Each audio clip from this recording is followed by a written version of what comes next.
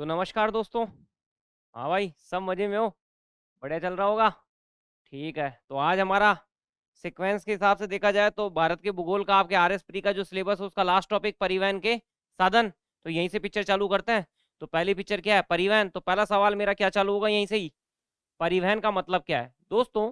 परिवहन का मतलब होता है, अगर आप इस शब्द को पकड़ो, वहन। वहन का मतलब होता है ढोना। ढोना मतलब होता है एक जगह से दूसरे स्थान पर क्या ढोना। कैसे ढोना? एक स्थान से दूसरे स्थान पर दूसरे स्थान पर ले जाना।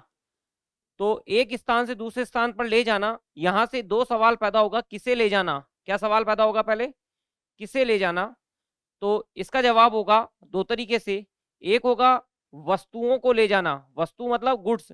जैसे कोई कोई सामान बन गया, जैसे मान लो ये ब्लेजर है, या मान लो ये कपड़े हैं, या मान लो ये माइक है, कैमरा है। तो कभी तो बन के आया होगा वस्तुओं को या व्यक्तियों को। वस्तुओं या व्यक्तियों को एक स्थान से दूसरे स्थान पर ले जाने के माध्यम को के माध्यम या साधन को हम क्या कहते हैं दोस्तों? परिवहन। तो पहली बात हमारी बात समझ में आई कि परिवहन का मतलब क्या होता है। वस्तुओं या व्यक्तियों को एक स्थान से दूसरे स्थान पर लेकर जाना, वो परिवहन कहलाता है। तो परिवहन ये है। तो फिर परिवहन में कोई चीज इसको लेकर जाने वाली भी होगी, तो जो लेकर जाने वाली होती है उन्हीं कहते हैं परिवहन के साधन। और दोस्तों, इस परिवहन के साधन में हम तीन तीन चीजें पढ़ते हैं। वो तीन चीज क्या क्या है? सबसे पहला है स्थल मार्ग। स्थल मार्ग मतलब जमीन पे से आप किसी भी चीज को यहां से वहां लेकर जा सकते हो। दूसरा जो है इसका, वो है दोस्तों जलमार्ग। स्थल मार्ग, जलमार्ग। और तीसरा है दोस्तों वायु मार्ग। कौन सा मार्ग होता है? वायु मार्ग। आपका सौभाग्य है कि ना आपको ये पढ़ना है ना आपको ये पढ़ना है कि इसके अंदर क्या है। सिर्फ आपको ये पढ़ना है। और स्थल मार्ग भी दोस्तों तीन प्रकार के होते हैं।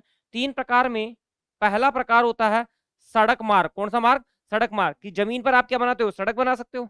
दूसरा एक होता है रेल मार्ग, जो आपने पढ़ा होगा, रेलवे के द्वारा भी वस्तु और व्यक्ति एक स्थान से दूसरे स्थान तक जाते हैं। और तीसरा जो होता है दोस्तों, वो होता है पाइपलाइन। आप कहोगे सर ये पाइपलाइन से कैसे व्यक्ति जाता है? दोस्तों व्यक्ति तो नहीं जाते, लेकिन आप लोगों को पता है क्रूड ऑयल आप लोग जानते हैं, प्राकृतिक गैस और तेल का परिवहन वो पाइपलाइन से होता है। हम जानते हैं परिवहन का मतलब वस्तुओं और दो तीन दिन से लगातार 2-3 दिन, क्या 10 दिन हो गए, थोड़ी तबीयत ठीक नहीं है मेरी। तो वस्तुओं और व्यक्तियों को एक स्थान से दूसरे स्थान तक ले जाने को हम परिवहन कहते हैं। परिवहन के साधन में हमने देखा था स्थल मार्ग, जल मार्ग और वायु मार्ग। ये दोनों हमें पढ़ने नहीं है, हमें स्थल मार्ग पढ़ना है। स्थल मार्ग में हमने देखा सड़क हो सकती है, रेल हो सकती है, पाइपलाइन हो सकती है। आपका मतलब ये था कि सर पाइपलाइन से व्यक्ति कैसे जाएंगे? दोस्तों पाइपलाइन से व्यक्ति नहीं जाते, लेकिन प्राकृतिक गैस और तेल का परिवहन होता है। तो हमें ना रेल पढ़ना है ना पाइपलाइन पढ़ना है, हमें पढ़ना है सड़क मार्ग, और वो भी पूरा नहीं पढ़ना। और सड़क मार्ग से दोस्तों मैं अपनी मेन मूलभूत बात पे आ जाऊंगा। और जो मूलभूत बात यह है कि भारत में सर्वप्रथम दोस्तों, भारत में सर्वप्रथम जो सड़क के विकास हेतु, किसके विकास हेतु? भारत में सर्वप्रथम सड़कों के विकास हेतु जो योजना बनाई गई, किसके विकास के लिए? सड़कों के विकास हेतु जो योजना बनाई गई, हालांकि वो सफल नहीं हुई। तो जो योजना बनाई गई थी दोस्तों, वो 1943 में बनाई गई थी। मॉडर्न हिस्ट्री में भी आप लोग पढ़ते हैं, 1943 में बनाई गई थी। उसका नाम था दोस्तों नागपुर योजना। क्या नाम था? नागपुर योजना। उसका नाम था नागपुर योजना। ये सड़कों के विकास के लिए योजना बनाई गई, लेकिन ये सफल नहीं हो पाई। कारण क्या था? देशी रियासतों ने सहयोग नहीं किया। किसने? देशी रियासतों ने सहयोग नहीं किया, इसलिए सफल नहीं हो पाई। लेकिन ये पूरी पिक्चर कैसे कैसे घूम करके यहाँ तक आती है, बात आप लोग समझ गए होंगे। पहली बात मैंने आप लोगों से की, सबसे पहली बात मैंने आप लोगों से की परिवहन। परिवहन मतलब वस्तुओं और व्यक्तियों को एक स्थान से दूसरे स्थान तक वहन करना, यानी ढोना, परिवहन कहलाता है। परिवहन के साधन होते हैं जलमार्ग, स्थल मार्ग और वायु मार्ग।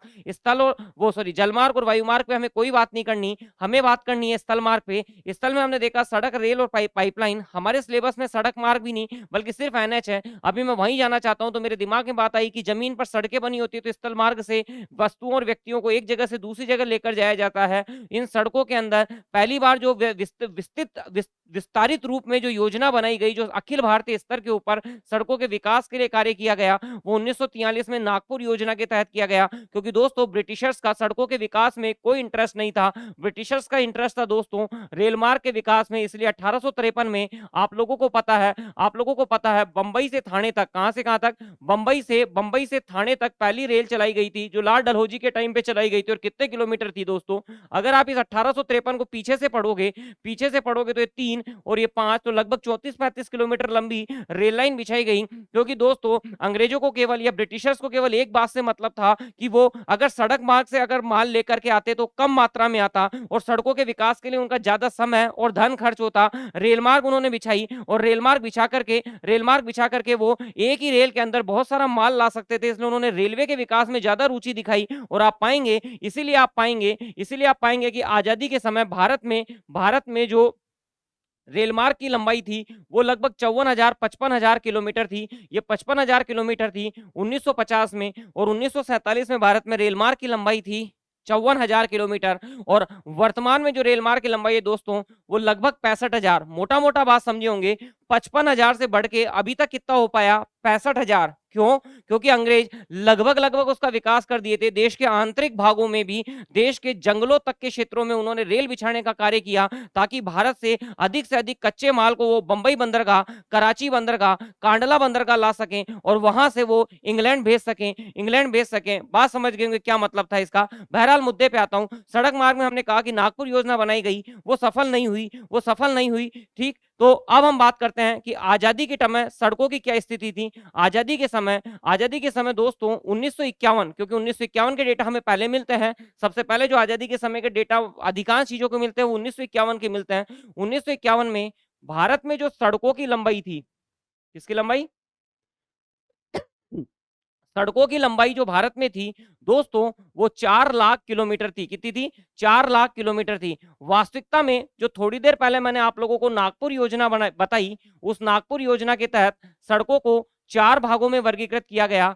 सबसे पहले बताया गया नेशनल हाईवे, फिर माना गया स्टेट हाईवे यानी राष्ट्रीय राजमार्ग, राज्य राजमार्ग, फिर बनाया गया डिस्ट्रिक्ट रोड यानी जिला सड़कें, और फिर बनाया गया विलेज रोड। मतलब सड़कों का वर्गीकरण किया गया 4 भागों में, national highway, state highway, district road और विलेज रोड। ये 4 आधारों पर इसका वर्गीकरण किया गया। इन चारों सड़कों को अगर मैं जोड़ लूं तो आजादी के समय जो सड़कों की इनकी लंबाई थी वो थी दोस्तों 4 लाख किलोमीटर। और इस 4 लाख किलोमीटर में से अगर मैं पर्टिकुलरली सिर्फ और सिर्फ एनएच को देखने की कोशिश करूं तो दोस्तों वो था 19,700 किलोमीटर। कितना था? 19,700 किलोमीटर।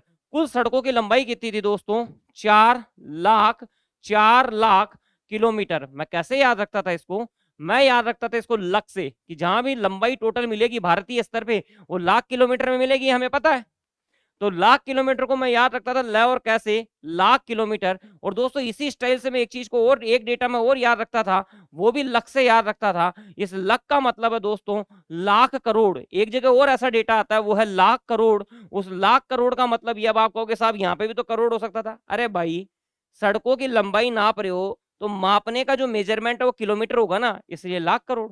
और यहां जो मैं लाख बोल रहा हूँ, लाख करोड़ यानी कोई चीज गिन रहे हो, और गिन रहे हो वो दोस्तों है भारत की जीडीपी। तो जीडीपी को नापा जाता है लाख करोड़ में। और आपको पता है वर्तमान में जो 2023 में आर्थिक समीक्षा के अनुसार भारत की जीडीपी रही, 2023 में भारत की जीडीपी हमें पता है दोस्तों 295। मैं लख से याद रखता था लाख करोड़, ये थी नॉमिनल जीडीपी यानी मौद्रिक जीडीपी। और एक था दोस्तों 173 लकी में याद रखता था लाख करोड़, ये था दोस्तों रियल जीडीपी। रियल और नॉमिनल क्या होते हैं वो आप लोग जानते होंगे। बस थोड़ा सा टॉपिक से भटक रहा हूँ पता है मेरे को, लेकिन मैं सिर्फ आपको एक ब्लिंक देना चाहता हूँ कि हम कैसे कैसे चीजों को लिंक कर सकते हैं। तो लाख करोड़, 295 लाख करोड़ और 173 लाख करोड़, जो ज्यादा है वो मौद्रिक है। मौद्रिक मतलब वर्तमान में बाजार मूल्य पर मापी जाती है, और ये जो है वो आधार मूल्य जो 2011-12 की कीमतों पर मापी जाती है।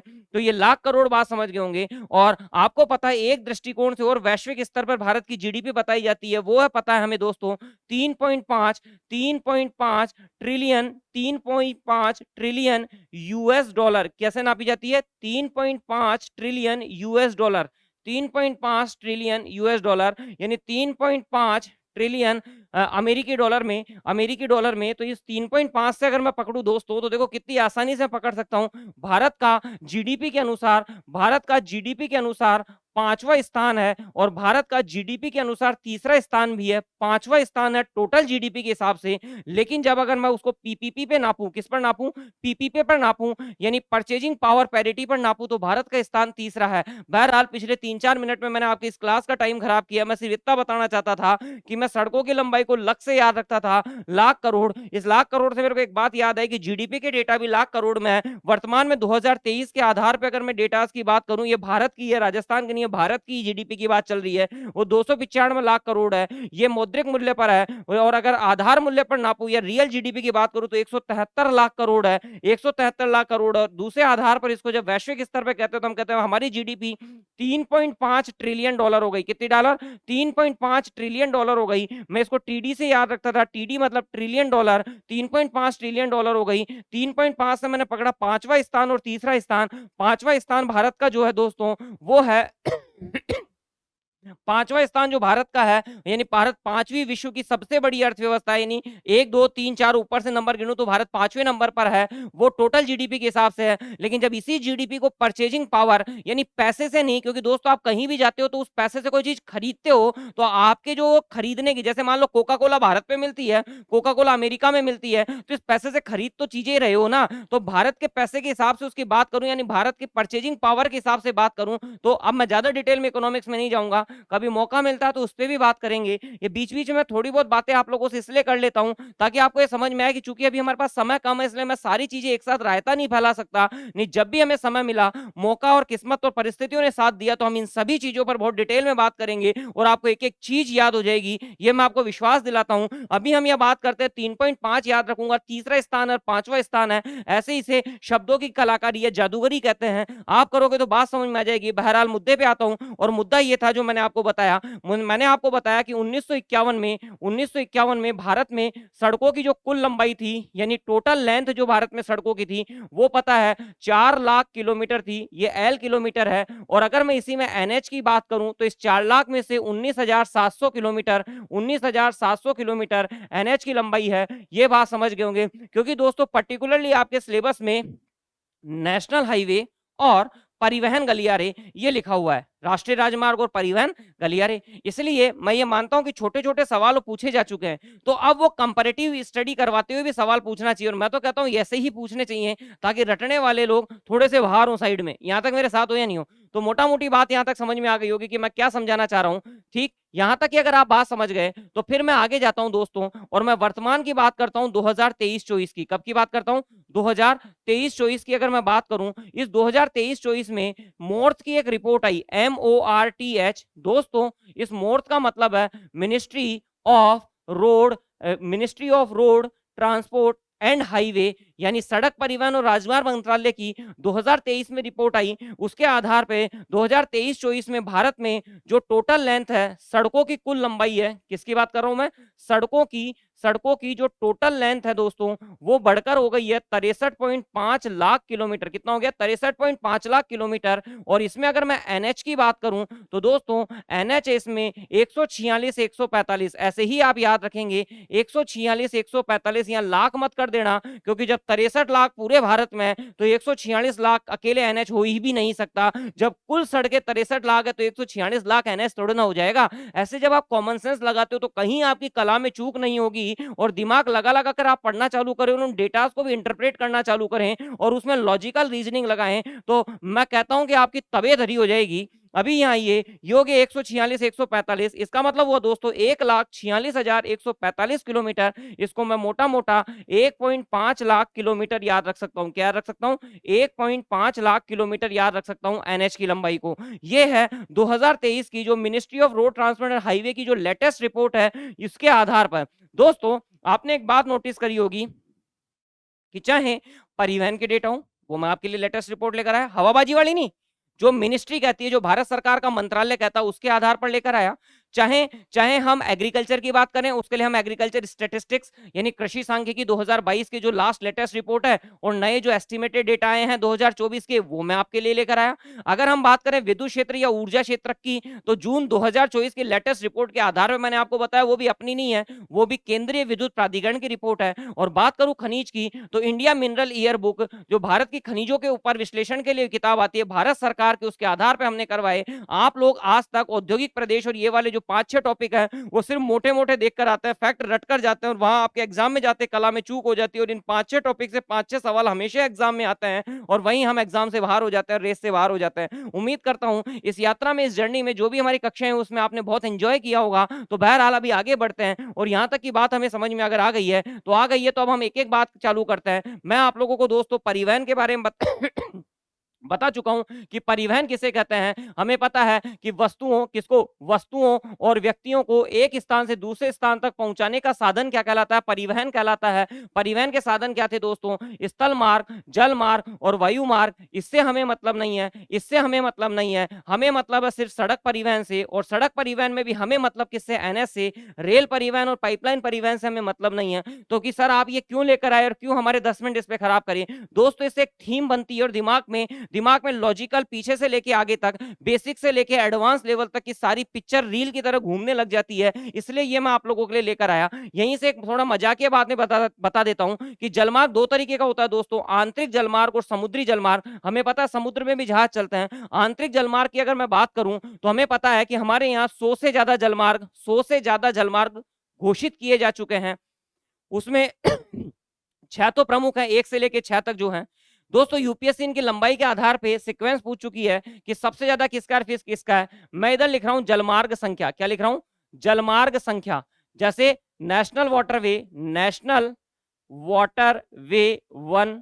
नेशनल वाटरवे 2, ये नाम आप लोगों ने सुने होंगे।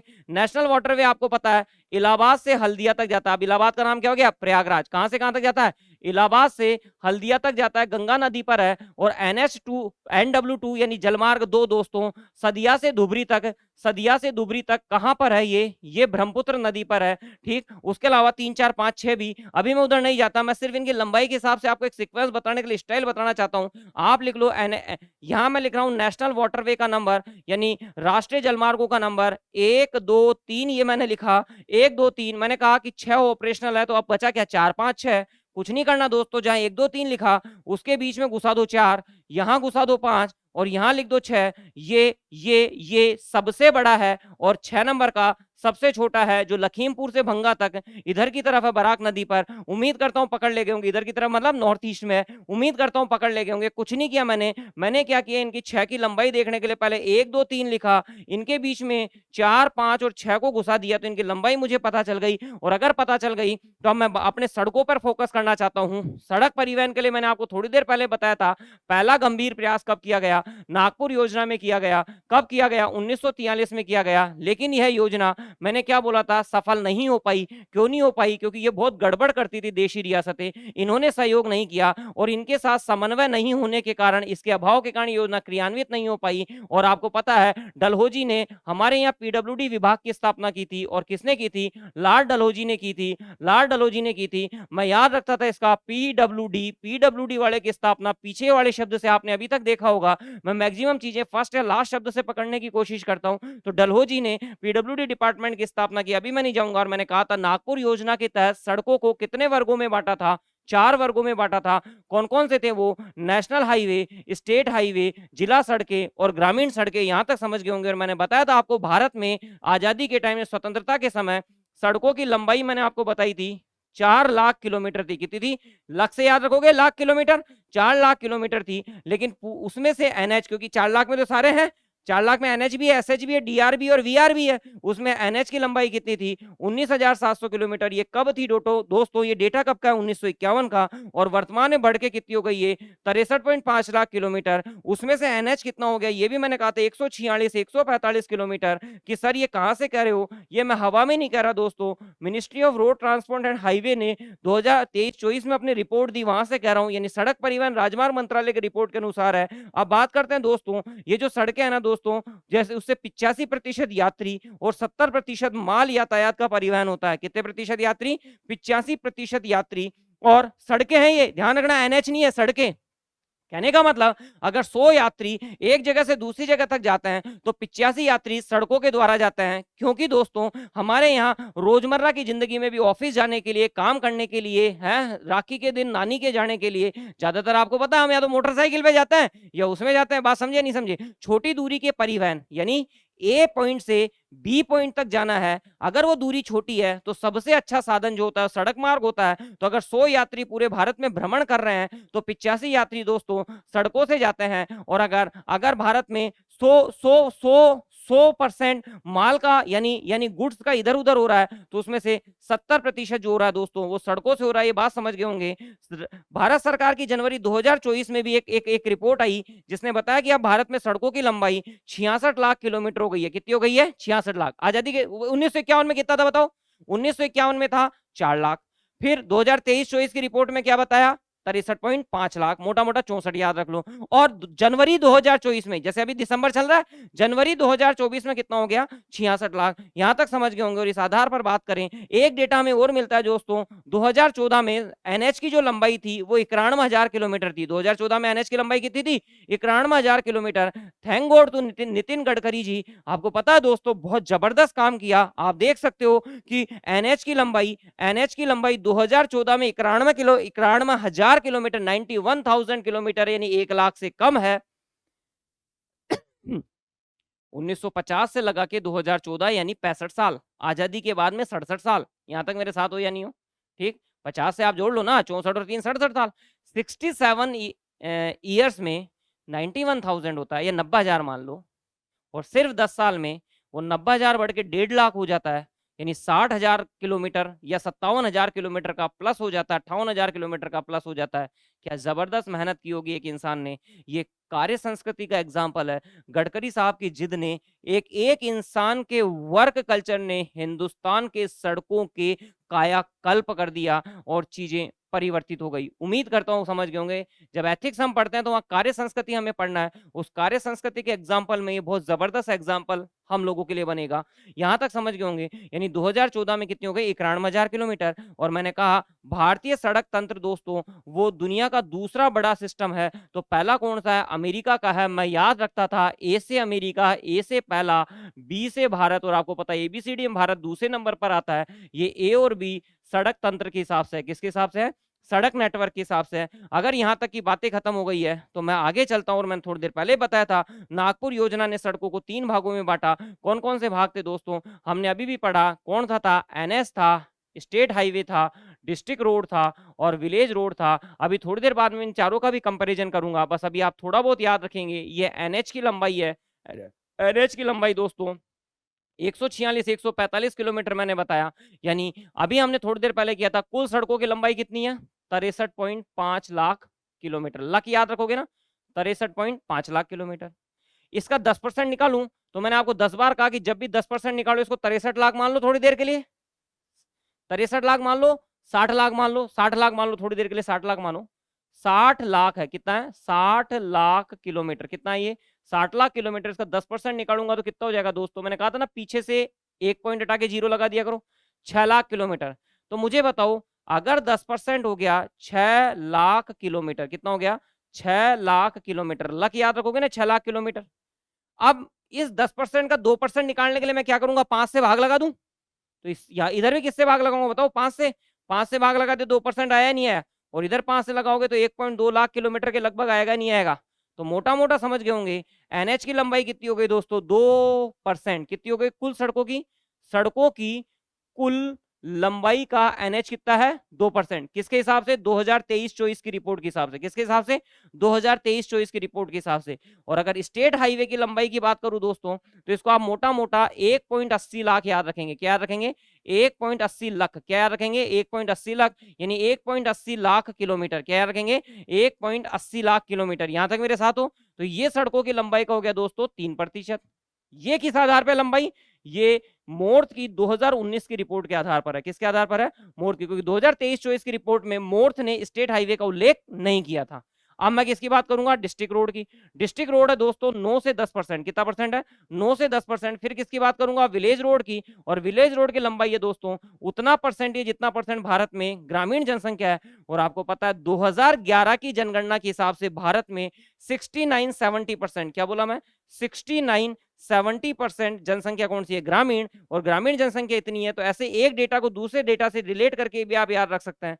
तो सड़कों की लंबाई भी कितनी परसेंट हो गया? विलेज ग्रामीण सड़कों की लंबाई भी 70%। सड़कों को बढ़ाने के लिए अटल बिहारी वाजपेयी का एक सपना था, वो था प्रधानमंत्री ग्राम सड़क योजना। कौन सी योजना थी? प्रधानमंत्री ग्राम सड़क योजना एक व्यक्ति की परिकल्पना थी जिनका नाम अटल बिहारी वाजपेयी था। मैं दिल से नमन करता हूं उस व्यक्ति के जज्बे को, उनके उनके दृढ़ निश्चय को। शाइनिंग इंडिया वो ले आते, लेकिन दुर्भाग्यता देश का नहीं आ पाया। ठीक, यहां तक मेरे साथ हो या नहीं हो? शाइनिंग इंडिया का नारा लगाया था 2002 में, यहां तक मेरे साथ हो या नहीं? क्यों लगाया था थोड़ी देर बाद में बताता हूं कि वो शाइनिंग इंडिया था क्या। मैं गारंटी देता हूं परिवहन के इस चैप्टर को इस प्रकार से आप पहली बार पढ़ रहे होंगे, जहां परिवहन क्या है, परिवहन से सड़क कैसे आया, सड़क से एनएच कैसे आया, सड़क से एनएच पे आने पे नागपुर योजना का क्या योगदान था, एनएच भारत में कितना है, आजादी के टाइम कितना था, 2023-24 की रिपोर्ट में कितना हुआ, पिछली सरकार एंड में कितना छोड़कर गई है। यहां तक समझे कि 1951 में कितना था एनएच? एनएच सिर्फ 19,700।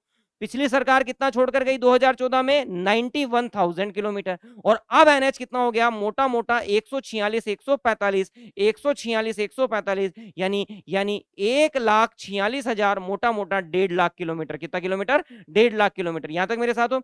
अगर उसमें मैं बात करूं एनएच टोटल परसेंट कितना है, सड़कों की लंबाई कितना परसेंट है? 2%। स्टेट हाईवे कितना परसेंट है? 3%। विलेज रोड कितना है? वो डिस्ट्रिक्ट रोड कितना है? 9%। और जो बाकी बचा या मोटा मोटा जितनी ग्रामीण जनसंख्या यानी 70%, क्योंकि आपको पता है 2011 की जनगणना के अनुसार भारत में जो शहरी जनसंख्या है वो 31% है। कितने प्रतिशत है? 31% है। तो कितना बचा? 70%, 69%, 69-70% वो ग्रामीण जनसंख्या है। और मोटा मोटा याद रखो इतना ही परसेंट ग्रामीण सड़कें हैं, और ग्रामीण सड़कों के अंदर गांव में सड़क बनाने के लिए प्रधानमंत्री ग्राम सड़क योजना PMGSY की शुरुआत हुई थी 2000 में, दिसंबर। याद रखने की जरूरत नहीं है। इसमें यह था दोस्तों, जिन भी गांवों की जनसंख्या 1000 से ज्यादा है, जिन भी गांवों की जनसंख्या 1000 से ज्यादा है, उन्हें सड़कों से जोड़ना था। और उधर बने प्रधानमंत्री ग्राम सड़क योजना का, वो भी हमने अभी देखा था।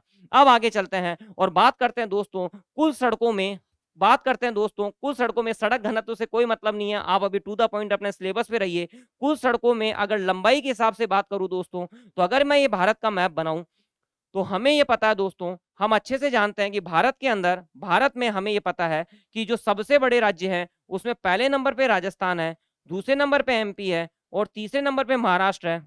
अगर आप लोगों ने हमारा फर्स्ट वीडियो भारत की स्थिति और विस्तार देखा होता तो आज इस लास्ट चैप्टर में आपको दिक्कत नहीं आ रही होती। वहां मैंने आपको एक चीज बताई थी, मेरी झोपड़ी के भाग खुल जाएंगे, राम आएंगे। और इसी से मैंने कहा था कि सबसे बड़े राम है तो मैंने कहा था रामम। रामम यानी भारत के सबसे बड़े राज्यों को याद करने की ट्रिक थी। सबसे बड़ा राजस्थान है, फिर उससे जुड़ा हुआ MP है, और फिर उससे जुड़ा हुआ महाराष्ट्र है। तो एक बात बताओ, अगर आपको सड़कें बनानी है तो ज्यादा सड़कें आपको कहां मिलेगी? जिस राज्य की लंबाई ज्यादा है। तो आपका सवाल पैदा होगा कि साहब फिर तो राजस्थान मध्य प्रदेश पहले और दूसरे होने चाहिए थे। वो राजस्थान मध्य प्रदेश पहले और दूसरे क्यों नहीं रहे? इसलिए नहीं रहे दोस्तों कि जमीन पे सड़क तो बना लोगे, लेकिन सड़कें बनने के लिए आपके पास पैसा भी होना चाहिए। सड़क निर्माण के लिए ठीक है, पहली शर्त तो यह कि राज्य बड़ा हो, लेकिन दूसरी शर्त यह भी है कि वहां पर औद्योगिक विकास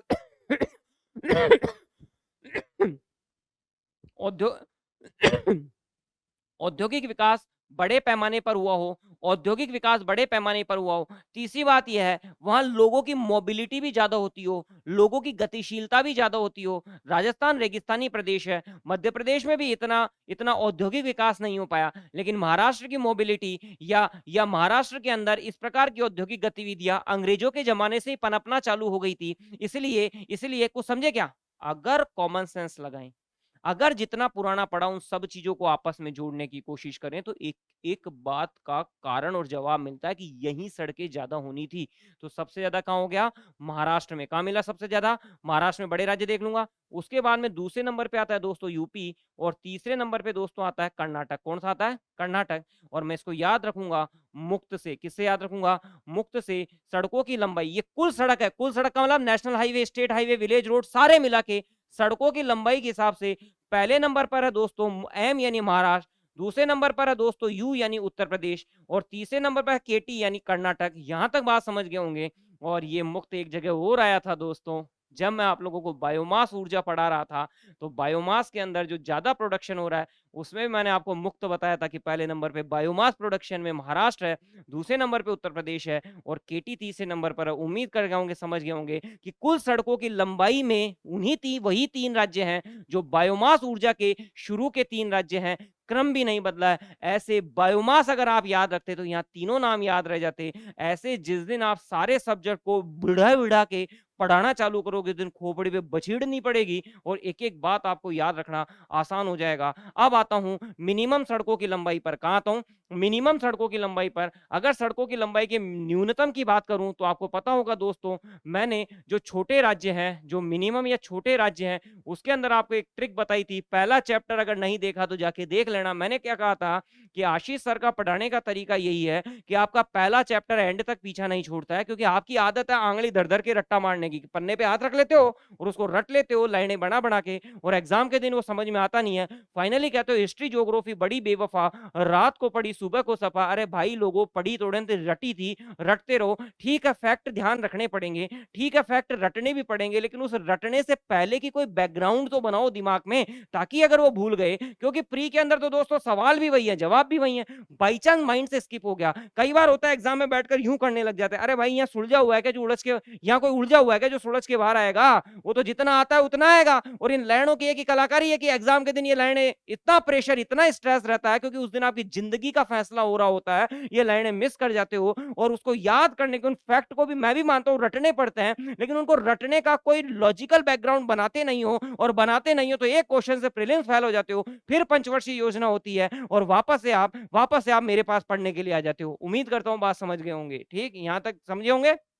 छोटे छोटे राज्यों में आपको याद रखना है दोस्तों जीएसटी। क्या याद रखना है? जीएसटी। आपको पता है सबसे छोटा राज्य है गोवा, फिर है सिक्किम, और फिर है त्रिपुरा। सबसे छोटे का मतलब गोवा का क्षेत्रफल सबसे कम, फिर उससे ज्यादा यानी गोवा से ज्यादा, लेकिन भारत में सबसे कम में नीचे से दूसरा।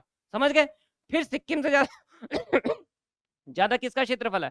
त्रिपुरा का। उम्मीद करता हूं समझ गए होंगे। अब मुझे बताओ, अगर इनका क्षेत्रफल ही छोटा है तो या सड़कें भी कम बनेगी? तो आपका कहना होगा कि साहब फिर तो गोवा में सबसे कम सड़क होनी चाहिए थी ना, कि अंकल, आशीष अंकल, यहाँ तो सिक्किम लिखा हुआ है। अब आप बताओ, आपकी कला में चूक हो गई ना। अब तो आप बताओ, मैं इसको कैसे याद रखूं? अरे मेरे भाई, केवल एक ही फैक्टर सारी चीजें डिसाइड थोड़ी ना करता है। ठीक है, क्षेत्रफल कम है गोवा का, लेकिन गोवा समतल संरचना है, बजाय कि किसके? सिक्किम के। सिक्किम पहाड़ी क्षेत्र है। तो मुझे बताओ कि सिक्किम क्षेत्रफल में ठीक है गोवा से ज्यादा है, लेकिन ज्यादातर क्षेत्रफल वहां पहाड़ी क्षेत्र है, और पहाड़ी क्षेत्र और इन जगहों पर विरल जनसंख्या होती है, और पहाड़ी क्षेत्रों में सड़क बनाना इतना आसान नहीं होता है। इसलिए सिक्किम में सबसे कम सड़कें नहीं मिलेगी तो और तुम्हारे घर में मिलेगी क्या? घर बैठ के सोचिएगा। अरे दोस्तों, मैं फिर कहता हूं भाई, मैं भी मानता हूं फाइनली इन चीजों को याद रखना पड़ता है, लेकिन इसके लिए कुछ लॉजिक बनाओ, इन सब चीजों को समझने की कोशिश करो कि ये जो सड़कों का वर्गीकरण हुआ क्यों हुआ,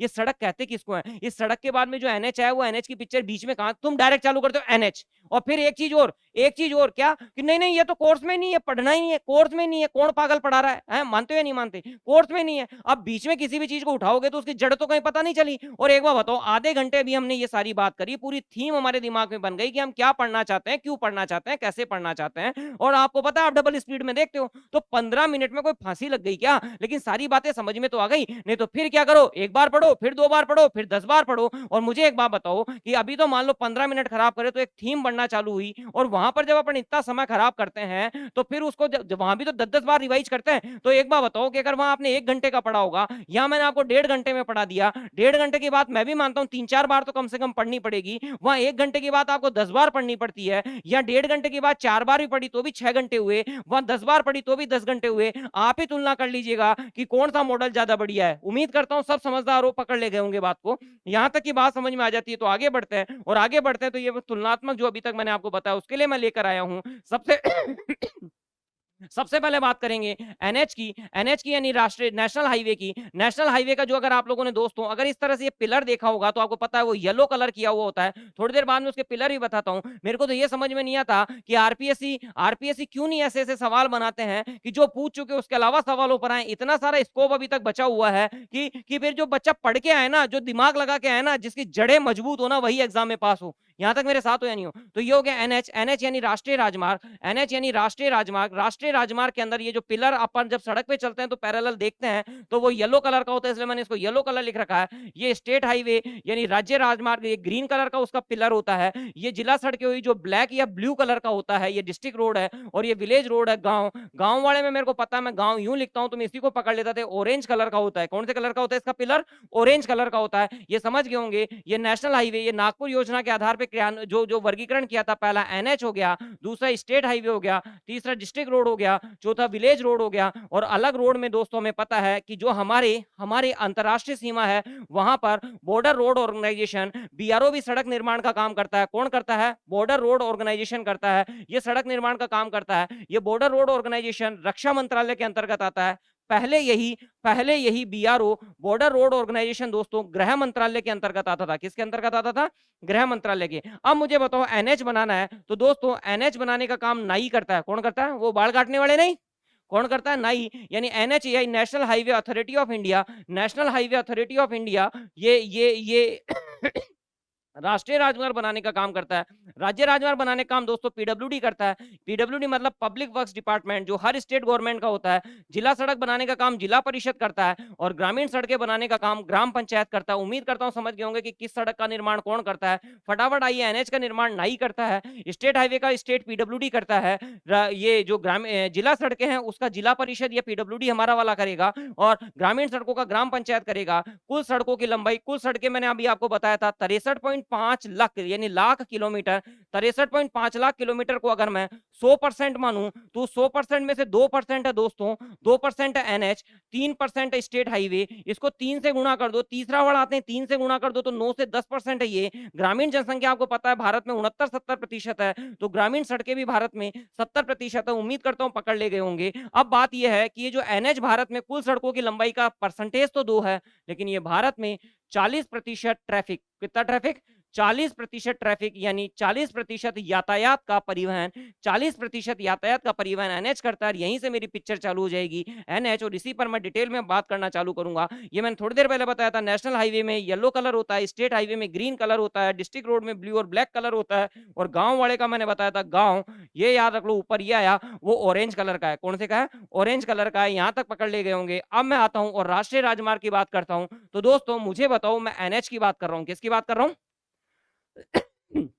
पूरी बात चालू करते हैं। सबसे पहले हम क्या पढ़ रहे थे, फटाफट बताओ आप। सबसे पहले हमने क्या पढ़ा? सबसे पहले हमने पढ़ा परिवहन। क्या पढ़ा? सबसे पहले हमने पढ़ा परिवहन। परिवहन का मतलब क्या होता है? वस्तुओं और व्यक्तियों को एक स्थान से दूसरे स्थान पर लेकर जाना।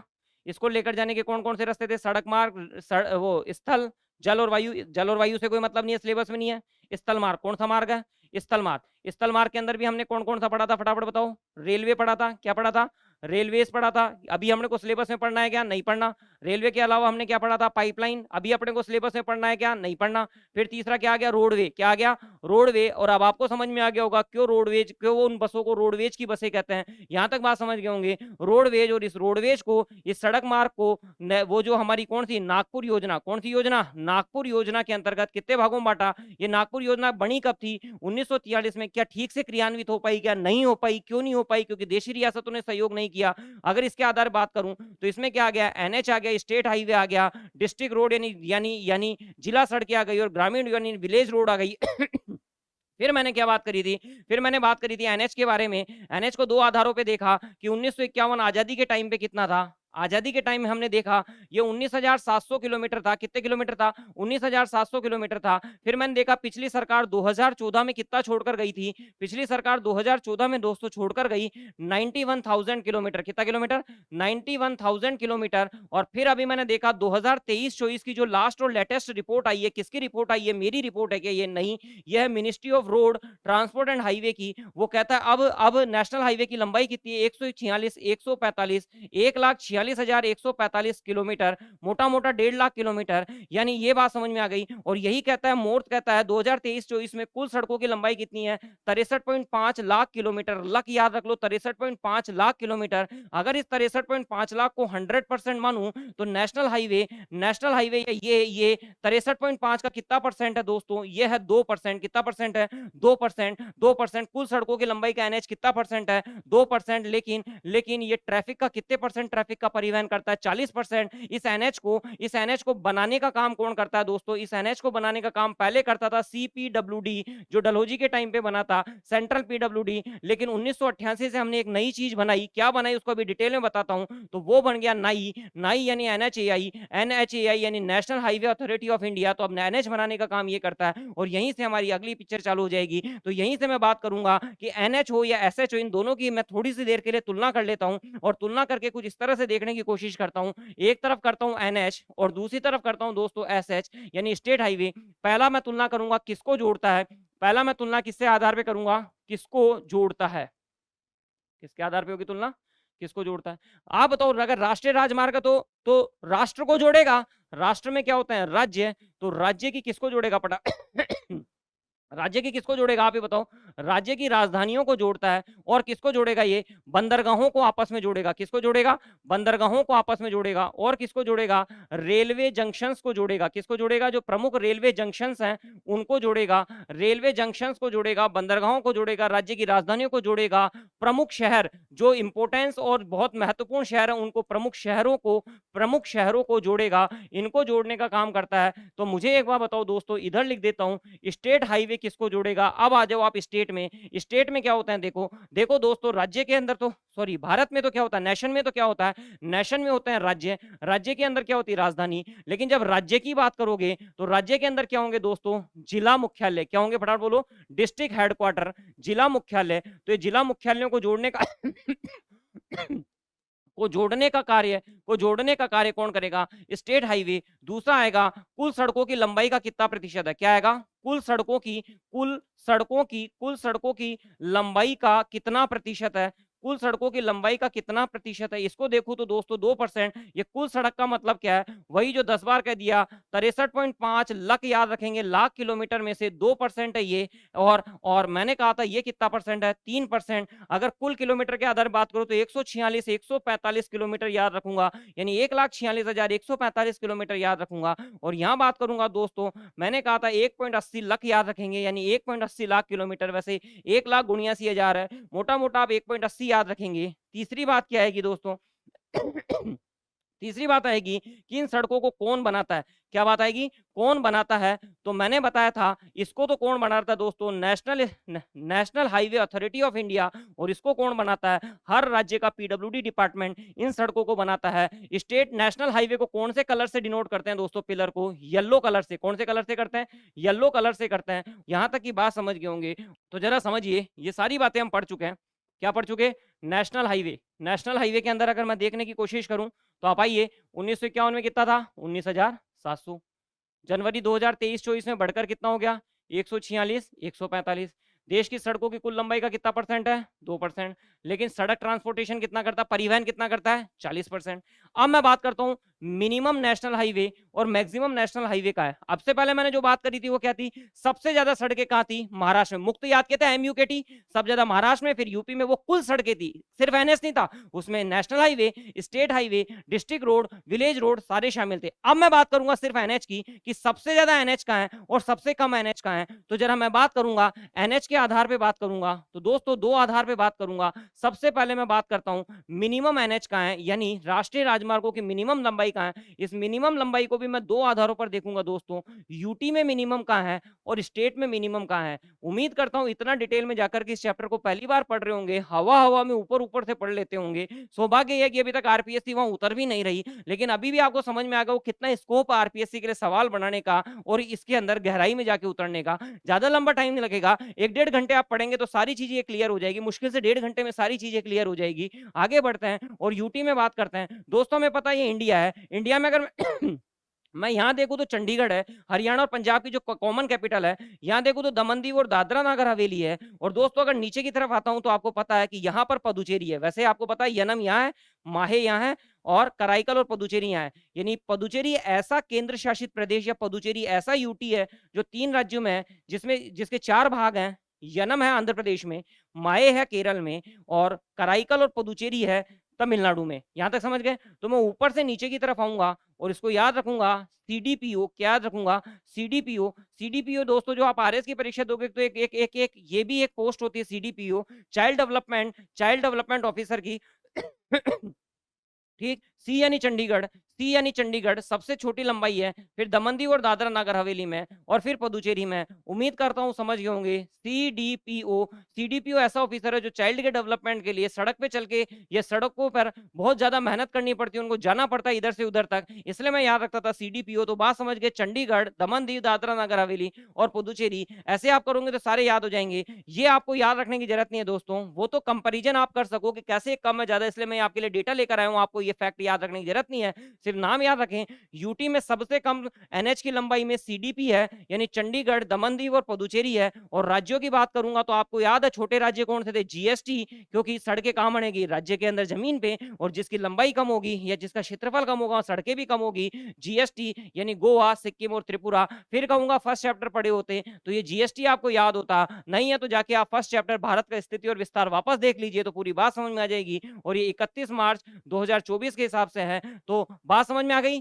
क्या बात कर रहा था मैं? एनएच की लंबाई की। एनएच की लंबाई में कौन सी लंबाई देख रहा था? वो देख रहा था जहां न्यूनतम लंबाई है। कौन सी लंबाई? न्यूनतम, मिनिमम लंबाई का देख रहा था। मिनिमम लंबाई को कितने आधार पे देखा? 2। पहले क्या देखा है? यूटी। यूटी में क्या देखा? सीडीपी। ऊपर से नीचे आ गया चंडीगढ़, दमन दीव और पुदुचेरी। आप कहोगे कि अंकल ये डी से तो दिल्ली भी था। अरे भाई कॉमन सेंस लगाओ, दिल्ली में गतिशीलता ज्यादा है, दिल्ली बहुत ज्यादा डेवलप्ड है, तो क्या वहां पे सड़कों की लंबाई कम मिलेगी?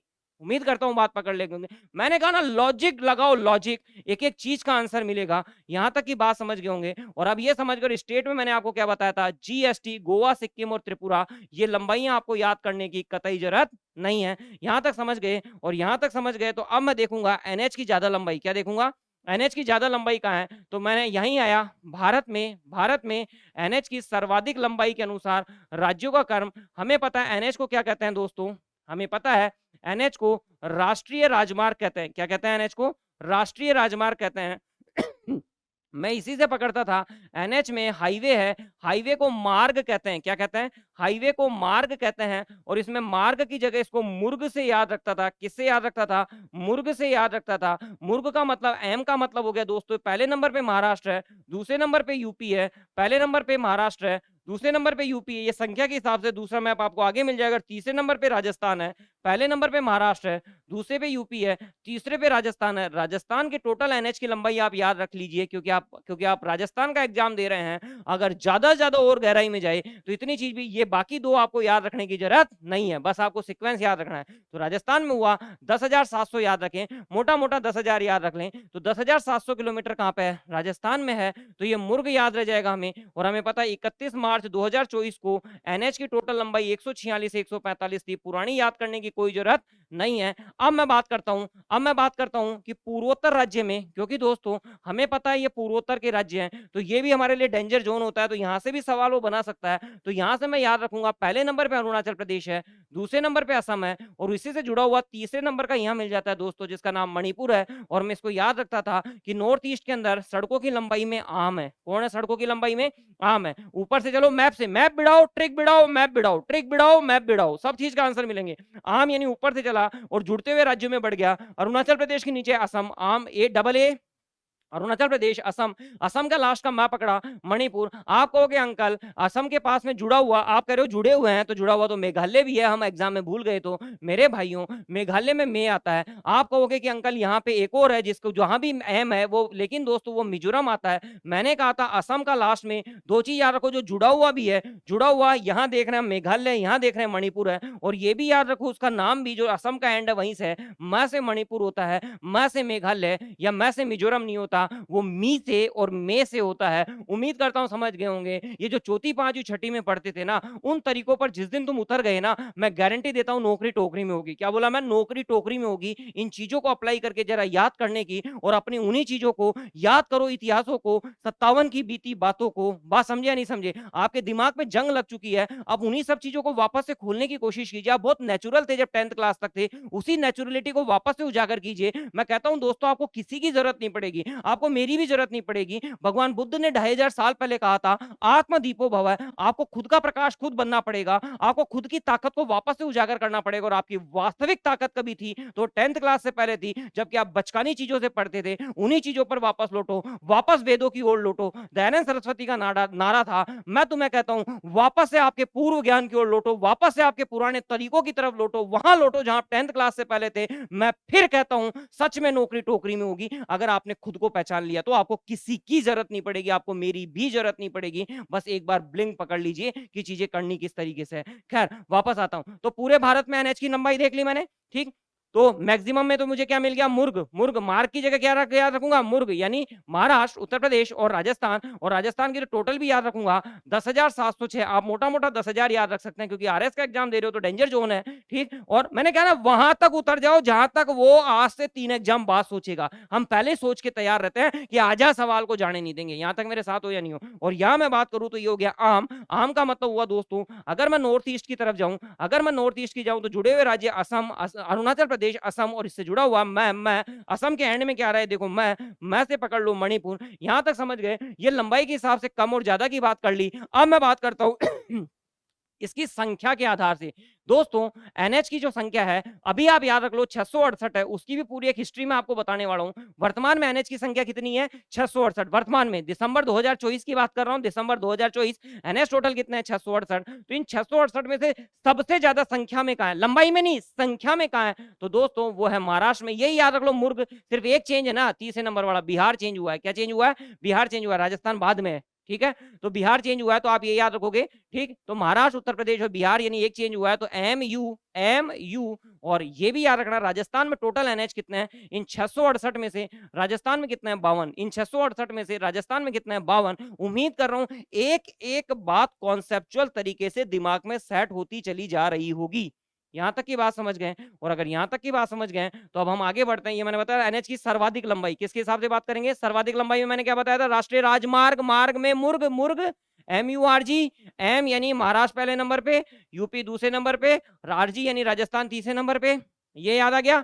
नॉर्थ ईस्ट में, नॉर्थ ईस्ट में मैंने क्या बताया था? आम। क्या बताया था? आम। जुड़े हुए राज्यों में चल जाऊंगा, पहला दूसरा तीसरा पकड़ लूंगा। उम्मीद करता हूं यहां तक बात समझ गए होंगे। और यहां तक बात समझ गए तो अब दोस्तों मैं एनएच के नामकरण की पद्धतियों पर आता हूं कि एक नई पद्धति शुरू की गई है एनएच के नामकरण के लिए। वो पद्धति क्या थी, कब शुरू की थी, उसी पे एक एक करके डिटेल में अब बात करना शुरू करते हैं, ठीक है। बस एक मिनट का मुझे टाइम दीजिए।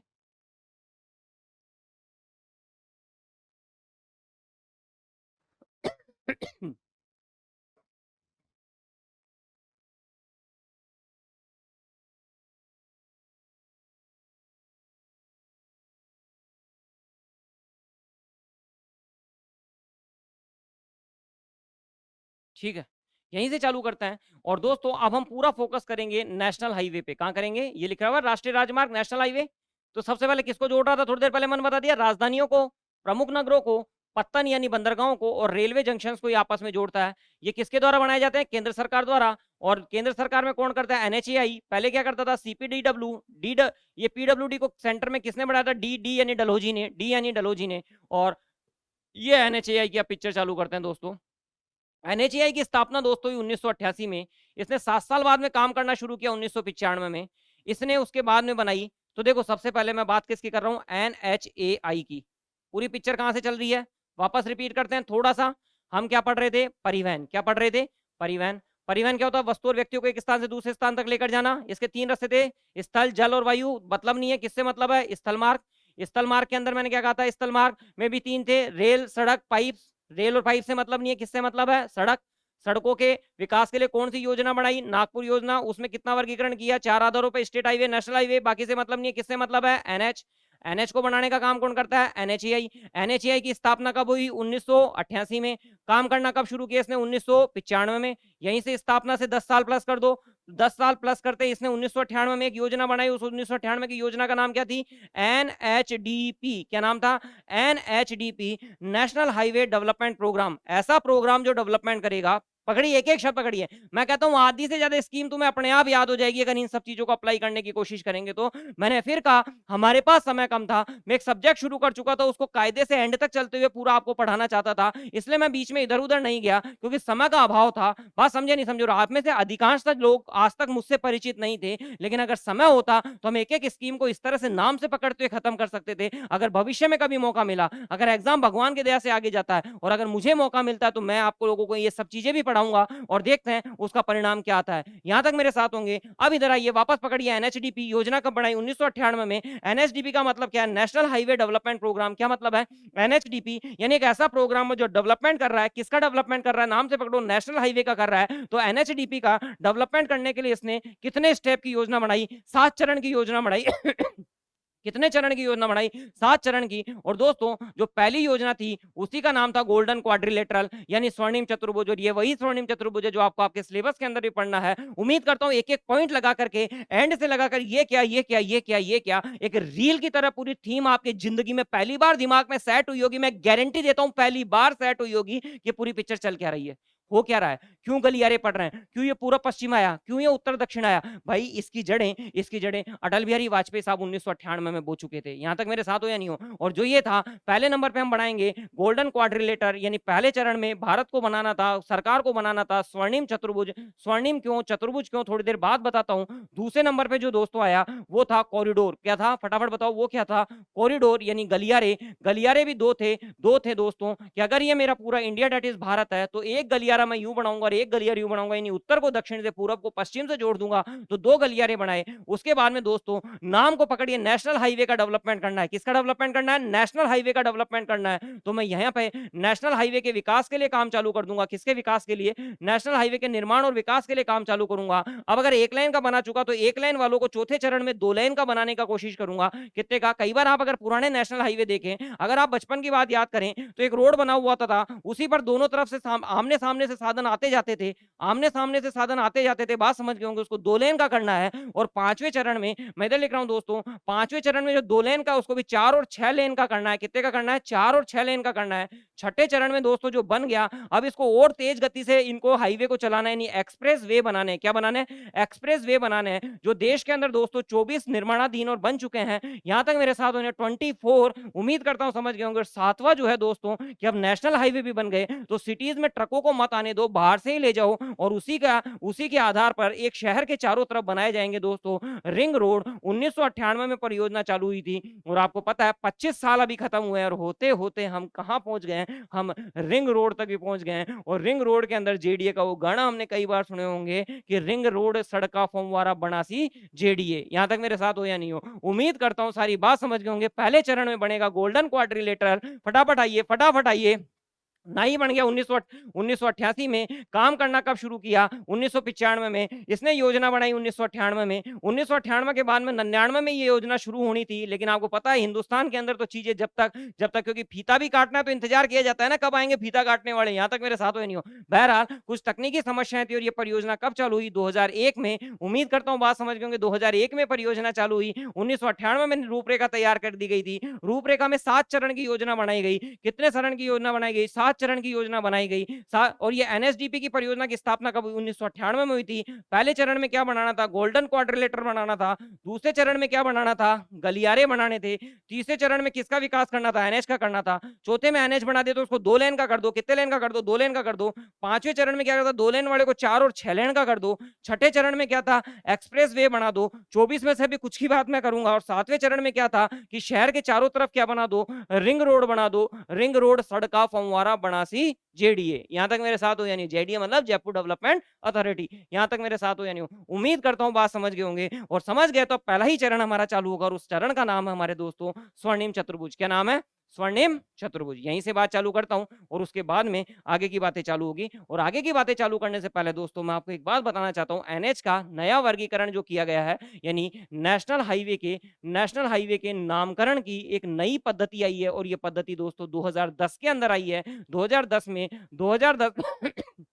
Ministry of road transport and highway ने नया नोटिफिकेशन जारी किया 2010 में, और बोला कि भारत में जो पहले सड़कों का आर्बिट्री इधर उधर जो ये जो नामकरण किया हुआ था, कहीं NH1 आ गया, फिर उसके बाद में 1A आ गया, फिर कहीं 17 आ गया, 17 के बाद में 19 आ गया, 19 से पहले 2 चला गया, 4 इधर उधर हो गया, वो आर्बिट्री वर्गीकरण था, उसको एक लॉजिकल और साइंटिफिक मैनर के अंदर अरेंज किया गया। और यहीं से हम अगली क्लास में बात करेंगे, वो है सड़कों के नामकरण की नई पद्धति, और वहीं से हम चीजें जोड़ेंगे कि नेशनल हाईवे का नामकरण कैसे किए गए, और फिर लास्ट बात गोल्डन क्वाड्रिलेटरल ईस्ट वेस्ट और नॉर्थ साउथ कॉरिडोर की लगभग 40-45 मिनट की बात हो रहा है, और उसके बाद में हमारा ये टॉपिक कंप्लीट हो जाएगा। उम्मीद करता हूं मजा आ गया होगा। Thank you. बाकी बात करते हैं कल की क्लास में।